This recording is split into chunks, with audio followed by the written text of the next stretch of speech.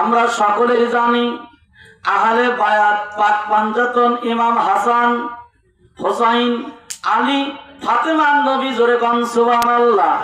এই পাক পাঞ্জাতন কি আহলে বায়াত কি যারা ভালোবাসবেন, যারা মহব্বত করবেন, আল্লাহর কসম করে বললাম কবর থেকে মিজান পর্যন্ত ভয় নাই। জোরে জোরে বলুন মারহাবা, আর জোরে বলুন মারহাবা। আল্লাহর নবীর সাহাবী হাসান আর হুসাইন কারবালা প্রান্তরে শাহাদত বরণ করেছিলেন। আপনারা সকলেই ঘটনাটা জানেন, তারপরও বলতেছি কোন একদিন হযরত হাসান রাদিয়াল্লাহু তাআলা আনহু বাজানরে হোসাইনকে ডাক দিয়ে বলেন, ভাই হোসাইন, আমি তোমাকে একটি কথা বলি, বিপদে আপদে সকল সময় সর্ব অবস্থায় আমার নানা মোহাম্মদ রাসূলুল্লাহকে স্মরণ করে বলে সুবহানাল্লাহ। কোন সময় যেন তুমি তাকে ভুলিও না। ভাই হোসাইন, অল্প কিছুদিনের মধ্যে আমি দুনিয়াতে বিদায় হয়ে যাব। তার কারণ হলো এক নয় দুই নয়, ওনার বিবি সকিনা হাসানের বাজান হাসানকে হত্যা করার জন্য কূটনৈতিক ভাবে এক নয় দুই নয় 39 দিন তার খাবারে বিষ মাখায়া দেয়, তার শরবত বানায় দেয়, বিষ দিয়ে দেয়। 39 দিন পান করেছিলেন, 40 দিনের বিষ তাকে ক্রিয়া করে দুনিয়াতে বিদায় হয়ে যায়। যখন শাহাদত বরণ করলেন, হাসান হোসেনকে ডাক দিয়ে বলে, ভাই রে, আমি চলে গেলাম, খিলাফত প্রতিষ্ঠা করিও, ইসলামের দিন ইসলামী কায়েম করার জন্য চেষ্টা করিও। এই জমিনে আল্লাহর রাসূলের আদর্শ অনুযায়ী চলবে, কখনো বাতিলের কাছে মাথা নত করবে না। জোরে কোন মারহাবা। হাসান শেষ হয়ে গেল। হোসাইন বাজান কারবালা প্রান্তরে যেদিন শাহাদত বরণ করবেন, সেদিন ছিল জুমার দিন। কি বার? জুমার দিন। 12:30টার সময় যখন কুফা নগরের মসজিদে আজান হয়ে গেল, হোসাইন যুদ্ধ করতে করতে এক নয় দুই নয় 72 জন পরিবারকে নিয়ে যখন শাহাদত বরণ করলেন, বাজান রে, হোসাইনকে যখন কারবালা প্রান্তরে জমিনে পেরে ফেলেছেন, গলায় ছুরি চড়াইবে, হোসাইন ডাক দিয়ে বলে, সীমার রে, ওই মসজিদে আমার নানার নামে আজান হয়, এটা আজানের জবাব দেওয়ার আমাকে সময় দাও, তোমার কাছে আমি অনুরোধ করলাম। কিতাবের মধ্যে আছেন হাসানকে হোসাইনকে হত্যা বন্ধ রাখলেন, আজান শেষ হয়ে গেল, হোসাইনকে দ্বিখণ্ড করা হলো। এই মাথাটা বর্ষার মাথায় ঝুলায়া একদল আলেমরা ছিল, মাথার মধ্যে পাগড়ি, গায়ের মধ্যে জুব্বা, মুখের মধ্যে দাড়ি, নামাজি ব্যক্তি, তাদের পকেটে মেশাক ছিল। এরা পাক্কা ইবাদতকারী সাহাবীদের সন্তানগণ ছিলেন। বাজান স্বার্থের কারণে বিজাতি ইহুদিদের চক্রে পড়ে আজকে তারা মুসলমানকে ইসলামে নিকৃষ্ট করে দিলেন, বিতর্ক বানায়া দিলেন। হোসাইন কাল্লা কেটে নিয়া বর্ষার মাথায় ঝুলাইয়া নিয়া কুফা নগরের মসজিদে রেখে তারা নামাজ আদায় করলেন। নাউযুবিল্লাহ কোন এসা কি পাক্কা নামাজিরা আছেন? আমরা তো সাধারণ কাজ কর্ম না, এমনি অনেকে নামাজ পড়ি না, কথা ঠিক কিনা? আর যুদ্ধের ময়দানে জান্নাতি যুবকদের সর্দার হোসাইনের কাল্লা কেটে মসজিদের পাশে রেখে তারা জামাতে নামাজ আদায় করছে। এর চাই পাক্কা নামাজই কেন হয়? তাই কিয়ামতের পূর্বে একদল বের হবে বাবা, কথা বলবে ফেরেশতার মতো, দেল হবে গন্ডার ফেরাউনের মতো, মানে ওই দেলে রাসূলের প্রেম থাকবে না। জোরে কোন নাউযুবিল্লাহ।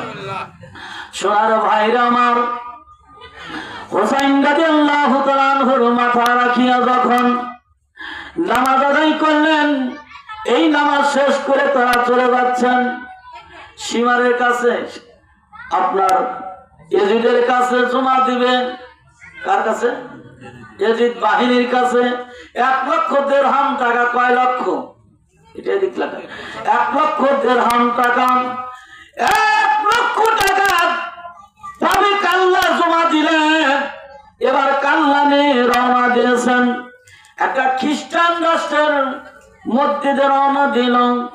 একটা গির্জা আছে, এই যে আগামীকাল খ্রিস্টানদের বড় ধর্ম পালন করবে, বড়দিন। যার যার ধর্ম তাদের কাছে, ও বিষয়ে আমার কথা নেই। এই খ্রিস্টান পাদ্রী কাছে দিয়ে গির্জার কাছে রওনা দিয়েছেন। একজন যুবতী মহিলা চিন্তা করল, বর্ষার মাথায় মানুষের কাল্লা, অথচ তারা হাসে, আনন্দ করে, ফুর্তি করে। তারা নৃত্য করতে করতে হোসেনের কাল্লাটা নিয়ে যায়। মেয়েটা সামনে দাঁড়ায় গেলেন আসল ছেড়ে দিয়ে।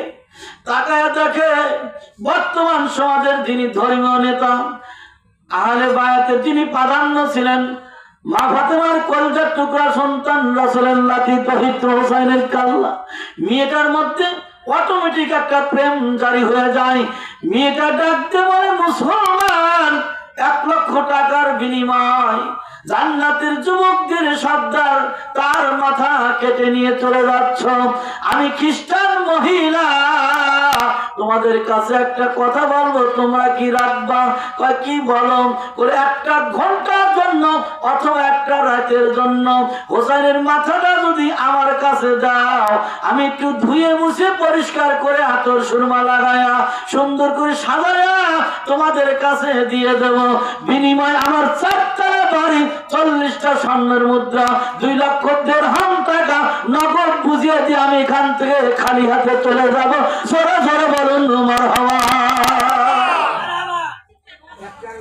ভাই, আমার ওয়াজ করার খুব একটা ইচ্ছা নাই, কারণ আমার শরীরটা খুব একটা ভালো নাই। পরে দিনই মাহফিল বক্তা আসছে, এই বক্তার বেলায় কিন্তু বুধাম আমার বাড়ি দীর্ঘ টাইম 3 ঘন্টা ওয়াজ করছিলাম, মনে আছে। কিন্তু আজকে ওই সুযোগ আর দেবো না। আমি আর আধা ঘন্টা ওয়াজ করে দরকার না আসে ছেড়ে দিয়ে চলে যাবো। কথা বোঝেন নাই? কারণ ওয়াজ করবো আমরা টেহাইলে যাবি তারা।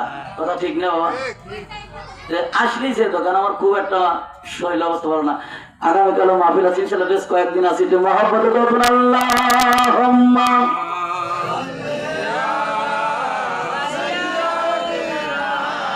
মাওলানা মুহাম্মদ আলা সাইয়্যিদিনা মাওলানা। সোনার ভাইরা আমার, বন্ধুরা আমার, এবার যখন আল্লাহ নবী সাহাবী হোসেনের কাল্লাটা নিয়ে যাচ্ছে, মেয়েটা বললেন, আমাকে যদি একটু দাও, আমি ধুয়ে মুছে পরিষ্কার করে আদর করে সুরমা লাগাইয়া সাজায় দিয়ে দেব। বিনিময় আমার 4 তলা বাড়ি, 2 লক্ষ দিরহাম, 40টা স্বর্ণ মুদ্রা, জোরে কান সুবহানাল্লাহ, সব কিছু দিয়ে দেব। এবার সীমা ডাকতে বলে, তোমরা বাড়িটা ঘেরাও করে ফেলো। এই সুযোগ ছেড়ে দিয়ে কি লাভ আছে? কাল্লা আগামীকাল জমা হবে এজিদের দরবারে। যা ভালো লাগে আমি বলবো, কোনো সমস্যা নাই। মেয়েটার কাছে কাল্লা দিয়ে দাও, জোরে কান সুবহানাল্লাহ। সোনার ভাইরা আমার, মুসলমান জাতি লুবি জাতি। আজকে মুসলমান টাকার কাছে বিক্রি হয়ে গেছে, অর্থের কাছে বিক্রি হয়ে গেছে। প্রশ্ন করতে পারেন, মৌলানারাও কম হয় নাই। কথা ঠিক কিনা? 40 মিনিট 60,000 টাকা, দোস্ত টাকারে নাই। বাস্তব একটা কথা বলি, একটা মাহফিলে বক্তা দিল 40,000 টাকা কমিটির লোকজন। তার কমিটি করছে, অগারে দাও, অগারে দাও। এলাকার লোক এগারে না দিল চলবে। বাস্তব কথা বলতে, টাকা দিল 40,000 ফরিদপুরের বক্তা, আর গ্রামের বক্তাগারে সংসার নাই, কলেজে ওগারে না দিল চলবে। তোমার বাপের ঘরে টিয়া তো দিবে না, তুমি ওখানে যখন দিলে যার ঘরে তো এখানে দিবে, তোমার সমস্যা কি আছে নাকি? তখন একজন খেপে যা করে, তোর বাপের ঘরে টিয়া দিব নাকি, তোর আবার এখানে আমার নিষেধ করা লাগে। মানে কিছু লোক আছে মাথা ঠিক আছে, জোরে বলুন কথা ঠিক কিনা? পড়ার টিয়াতে মাপ করে ফেলবে, তারপর আবার লাটুমগিরি ঘরে চারিয়ে ফেলে থেকে না। সোনার ভাইরা আমার, এবার হোসেনের কাল্লা মেয়েটা নিয়ে রুমের মধ্যে চলে গেলেন। পানি গরম করিয়া হোসেনের কাল্লাটা ধুয়ে মুছে পরিষ্কার করে আতর দিয়ে সুরমা লাগাইয়া সাজাইয়া, মেয়েটা গালে সুমা দেয়, ঠোঁটের মধ্যে সুমা দেয়, কপালের মধ্যে সুমা দেয়। কাল্লাটা মেয়েটা বুকের উপর নিয়ে চোখের পানি ছেড়ে দিয়ে আল্লাহকে ডাক দে, আল্লাহ তুমি ঈশ্বর, তুমি গড, তোমাকে যে ভাষায় বলি না কেন, আজকে হোসাইনি মুহাম্মদ রাসূলের কলিজার টুকরা দৌতুল্লাহ থেকে ভালোবাসা দেওয়ার কারণে আমি খ্রিস্টান ধর্ম ত্যাগ করিয়া হোসেনের কাল্লাকে বুকে নিয়ে আমি ইসলাম ধর্ম কবুল করলাম। আমি দয়ার নবী দিদার চাই, সিল্লাহ বলুন মারহাবা। এই কথা কথা বলে মেয়েটা যখন কাঁদতে কাঁদতে তন্দায় বাবা হয়ে গেল। হায়াতুন নবী জিন্দা নবী রহমাতাল লিল আলামিন উম্মতের কান্ডারি মদিনাওয়ালা নূরে মুজাসসাম হাবিবুল্লাহ নূর আর এক সেকেন্ডের মদিনার মধ্যে থাকতে পারলেন না। ওই নবী খ্রিস্টান পাদ্রী মহিলার ঘরে হাজির হইয়া নূর মুখের চেহারা নিয়ে দাঁড়া যায়। মেয়েটার ঘুম ভেঙে যায়। মেয়েটা রাসূলকে তাকায় দেখে মাথায় পাগড়ি, মুখের মধ্যে দাড়ি, সামনে দাঁত ভাঙা। অমনি করে মেয়েটা নবীর কদম ধরে বলে, ইয়া রাসূলুল্লাহ হাবিবাল্লাহ, এই জামানায় ৪৫০০ আপনার সাহাবীর সৈন্যরা, আপনার প্রেমিকরা আপনার নাতি হুসাইনের কাল্লা নিয়ে চলে যায়। আমি খ্রিস্টান পাদ্রী ছায়া দেখি, ওর পাশে দাঁড়ানোর মতো একজন মানুষ নাই। আমি খ্রিস্টান পাদ্রী দাঁড়াইছি আপনার মতো নবীকে দিদার দেওয়ার জন্য, আপনার মতো নবীর সাক্ষাতের জন্য। আমার নবী জবান খুলে বলে, খ্রিস্টান পাদ্রী মহিলারে, আমার হোসাইনকে ভালোবাসা দেওয়ার কারণে আল্লাহ তোর উপরে ৮ জান্নাত ওয়াজিব করে দিয়েছে। জোরে জোরে বলুন মারহাবা, আরো জোরে বলুন মারহাবা। সোনার ভাইরা আমার, বন্ধুরা আমার, একজন খ্রিস্টান পাদ্রী মহিলা হাসান হোসাইনকে ভালোবাসা দেন, নবীর দিদার পায়। আর আমরা এক জাতীয় মৌলানা একটু রাসূলকে দাঁড়া সালাম দেব, ক্যাম করবো, তাই মৌলবীরা দাঁড়াইতে চায় না। কথা ঠিক কিনা? এই যে কালকে নেতা আসতেছে, এক মানে সারা বাংলাদেশের লোক অলরেডি যাওয়া শেষ। কালকে দুপুরে নামবি, এখনই যায় আমার চিল্লাইতেছে। এ রে বাবা, কথা ঠিক কিনা? নবীর লেগে চিল্লাবার পারো না, নেতা গেলে খুব চিল্লাম যায়। খালি এই নেতার দিয়ে কথা না, জোরে বলুন কথা ঠিক কিনা? হ্যাঁ, আসল জায়গায় খবর নাই, নকল জায়গায় টানাটানি। মরার পরে নবী ছাড়া কোনো পথ নাই। সেই নবীর গুণ না গা সারা জীবন চলো বেড়ালো, আর একজনের আর মরার সময় লাগা হলো নবীর নাম। ওই নেতার নামে লাগা দিও সবাই, সমস্যা কি? জোরে বলুন কথা ঠিক কিনা? খালি কিন্তু এই নেতার দেখছি না, আমাদের মোমেন্টটাই পাল্টে গেছে। জোরে বলুন কথা ঠিক কিনা? আমরা সব কিছুই কর্ম নিরিখ ঠিক রাখেন, নবী ছাড়া পথ নাই। জোরে বলুন কথা ঠিক কিনা? সোনার ভাইরা আমার, এই খ্রিস্টান পাদ্রী মহিলা এবার যখন রসুলের দিদার পায় গেলেন, মহিলাটা কাল্লাটা সুন্দর করে নিয়ে অর্ডার দিছে না, জমা দেব। জোরে কান সুবহানাল্লাহ। সকালবেলা জমা দিয়ে দিলেন। এবার হোসাইনের শত্রু যারা, এদের গুপ্তচর দালালেরা, সীমার বাহিনী ডাক দেয়, বলে কাল্লা নিয়ে এবার চলো, তোমার বাড়ি বের হও। কোনো বের হওয়ার কথা কোয়া লাগবো না, আমি চলে যাচ্ছি। সুবহানাল্লাহ। সবকিছু তোমরা নিয়ে নাও, আমি যে আশায় নিয়েছিলাম সেটা আমি পেয়েছি। মেয়েটা চলে গেলেন। 7 দিন পরে দুনিয়ার বুক থেকে চলে গেল। ধরে কান মারহাবা। নবীর দিদার পাওয়ার পরে মানুষ আর দুনিয়ায় বেশি দিন থেকে না, থাকে না। এটা প্রমাণ আছে, কোরআন হাদিসের দলিল আছে। নবীর দিদার পাওয়ার পরে বেশি দিন মানুষ দুনিয়ায় আল্লাহ রাখে না। আল্লাহর নবীকে যারা প্রেম দিবেন, ভালোবাসা দিবেন, মহব্বত দিবেন, এটা মিলাদ কিয়ামত তাজিমের সাথে হাতে মাসাল সরমনার পীররা বর্তমানে কি মিলাদ পড়ে না, আছে না? কিন্তু ওনার বাবা ফজলুল করিম, তার বাবা ইসহাক আলী রহমাতুল্লাহ আলাইহি, উনি মিলাদ ক্যাম্প করেছিলেন।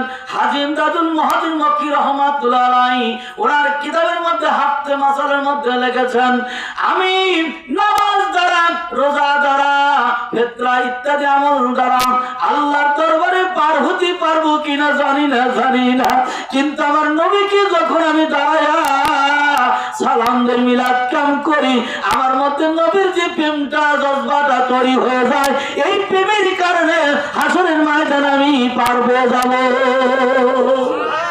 এটা মহব্বতে দরকার। আল্লাহুম্মা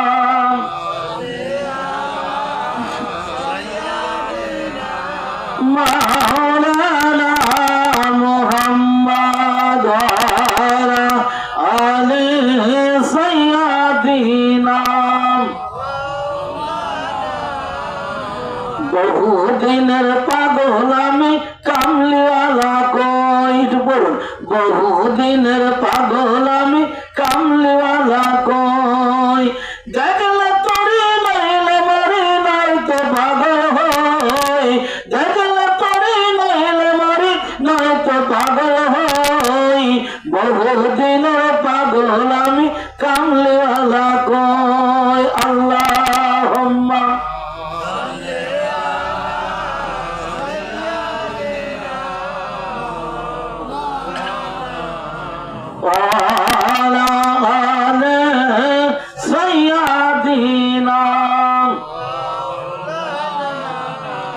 সোনার ভাইরা আমার, বন্ধুরা আমার, এই জন্য নবীর প্রেম ছাড়া কোনো বাঁচার উপায় নাই। আমি আপনাদের কাছে বলছিলাম লা ইউমিনু আহাদাকুম হাত্তা আকুনা হাব্বা মিন ওয়ালাদিহি ওয়া ওয়ালাদিহি ওয়ান নাসি আজমাইন।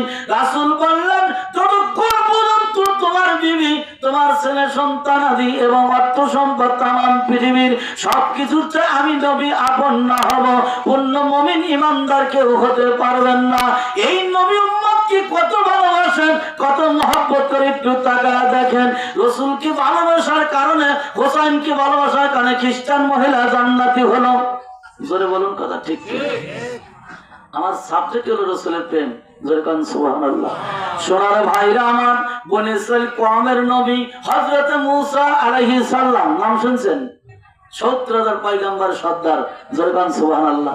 হযরত মূসা কালিমুল্লাহ আলাইহিস সালাতু সালাম, ওনার একজন উম্মত মূসা নবীকে ভালোবাসেন, মূসা নবীকে মহব্বত করে, তাওরাত কিতাব ভালোবাসেন। এই কিতাবের মধ্যে বাদান লক্ষ্য করে দেখেন, মূসা নবীর নাম আছে ১০০ জায়গায়। কয় জায়গায়? আখিরি নবীর নাম আছে ৩০০ জায়গায়। এই লোকটা চিন্তা করলো, মূসার নামটা কেন কম? তার তো কিতাব তার উপরে নাজিল হয়েছে, এই কিতাবের মধ্যে মুহাম্মাদের নামটা আমার ভালো লাগে না, আমার কেমন যেন খারাপ লাগে। তাই চিন্তা করলো মুহাম্মাদের নামটা মুছে দেব। জোরে কান্না কেটে দেব। এই মন্তব্য করে চিন্তা ধারণা করে একটু হাত দিয়েছে, কলম ধরেছে, এমন একটা বস্তু ধরলো যা দিয়ে মোছা যায়।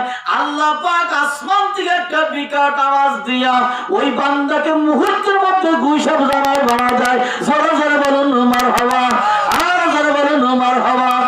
সোনার ভাইরা আমার, এই বান্দা যখন গুইসাব জানার হয়ে গেল, সারা রাত্রি চলে গেল। সকালবেলা মূসা কালিমুল্লাহ তার বাড়িতে গেলেন, যায় দেখে আমার সাহাবী নাই, চকির উপর একটা গুইসাব জানোয়ার শুয়ে আছে। ওনাকে লাঠি দিয়ে মারার জন্য আক্রমণ করবেন।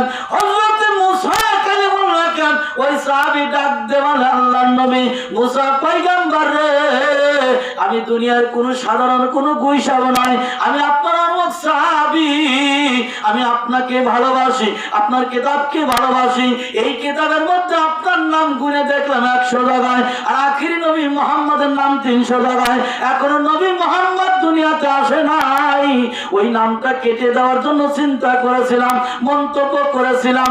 এমন সময় আপনার আল্লাহ আসমান থেকে একটা বিকট আওয়াজ দিয়া আমাকে গুইসাপ বানা দিল, আপনি একটু চলে যান, ওই তুর পর্বতে যায় আমার জন্য দরখাস্ত দেন, আল্লাহ যেন আমারে ক্ষমা করে দেয়।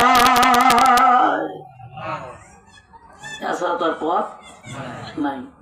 আমরা অনেকেই ওলি আল্লাহ দরবারে মাজারে যাই না? কয়েকদিন একটা মহিলা কইল, আল্লাহ আমার 15 বছরের সন্তান দেয় না, আপনার কথা মতো বাদাল বাড়ি কিছু খিচুড়ি দিয়ে গেছিলাম, ইনশাল্লাহ আমার পেটে আছে 8 মাসের সন্তান। জোরে কান সুবহানাল্লাহ। আমি কিছু আরো কথা আছে, যাই একটা আমল দিল, আমলের সাথে বললাম একটু ওলি আল্লাহ দরবারে মাজারে যায় জানে সাথ দিয়ে করে আসেন, আল্লাহ চাইতে অনেক দিতে পারে। ইনশাল্লাহ আল্লাহ কবুল করছে। যে আমার প্রশ্ন হলো, যে আল্লাহর সাথে যার সম্পর্ক ভালো, তার কাছে চাইলেই তো আল্লাহ খুশি হয়। জোরে বলুন কথা ঠিক কি? আমার নবী যতক্ষণ পর্যন্ত মদিনা থেকে আমিন না বলে, পৃথিবীর কোন ইবাদত আল্লাহ দরবারে কবুল হবে না। জোরে কান সুবহানাল্লাহ।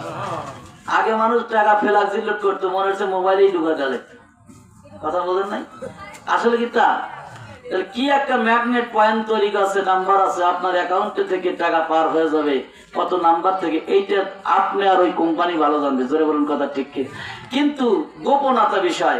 তা আল্লাহ রাসূল মদিনা থেকে যখন বান্দা আমল করে তামাম পৃথিবীতে, এই আমলটা মদিনার রওজায় জমা হয়, ওখান থেকে আমিন যখন হয় আল্লাহ দপ্তর তখন কবুল হয়। জোরে কান সুবহানাল্লাহ।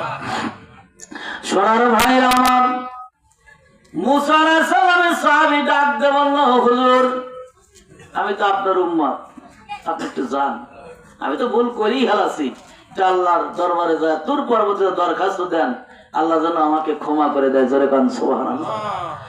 হযরত মূসা কালিমুল্লাহ চলে গেলেন তুর পর্বতে, হাত তুলে দোয়া করবেন। আল্লাহ কয়, মূসা নবী তুমি হাত নামাও।